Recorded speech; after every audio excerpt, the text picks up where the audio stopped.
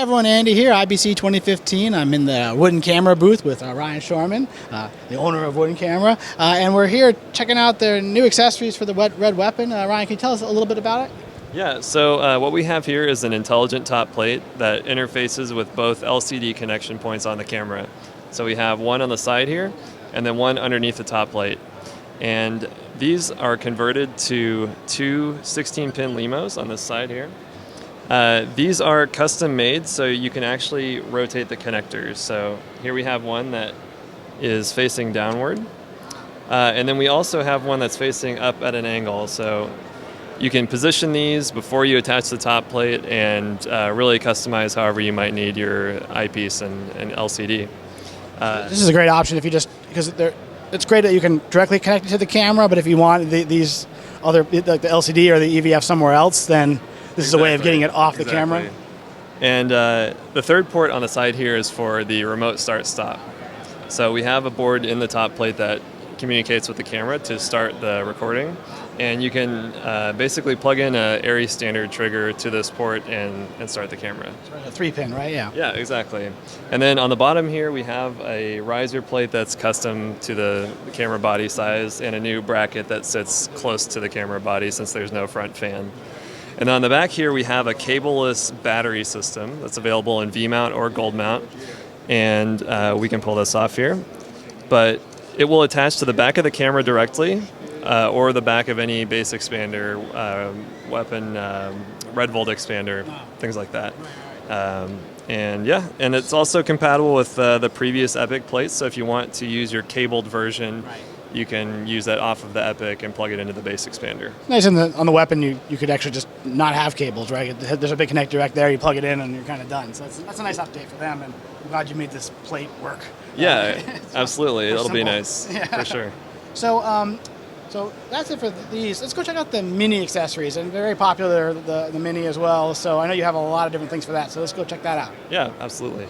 The Alexa Mini, the wooden Alexa Mini, I should say, yep. and all your accessories for that. So can you give us a little rundown of what you have for the Alexa Mini? Of course, again, a very popular camera, and I know you've made a really nice cage and system for it, as well as a distribution box. Can you just tell us a little bit about it? Yeah, so this is a quick release cage system that has adjustable ARRI rosettes on the side, so you can actually quickly install and remove them. And the cage itself is able to separate from the rod system. So if you want to go to a stabilizer, it's nice to be able to pull all your studio rods off and go lightweight. You keep the cage on that way and just leave this behind. Exactly. So you would just have a separate dovetail on your gimbal or your drone, and you can just attach this easily. And then on the top here we have our UVF mount Alexa Mini, which, let me spin this around here, accepts the Alexa Mini viewfinder and is extendable to have an eyepiece leveler attached. So if people want to convert this camera into a studio rig, this is really great for that. And then we spin this back around here. Of course, your standard NATO rail handle. Yeah. Quick release NATO handles, NATO magic arms, everything is quick release. And then on the side here we have the A-Box Alexa Mini, which is converts the two XLRs to the tiny 5-pin 00 Lemo. Which is like up here, right? Yeah. When we make these things, it always blows my mind how they are able to solder those connections, but they can do it. So.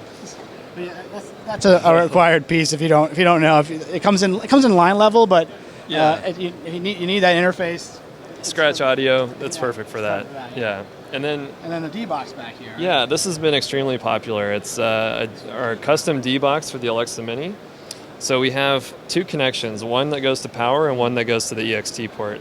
So we plug both of these into the camera, and we provide 24 volts at 3 amps out of the box here.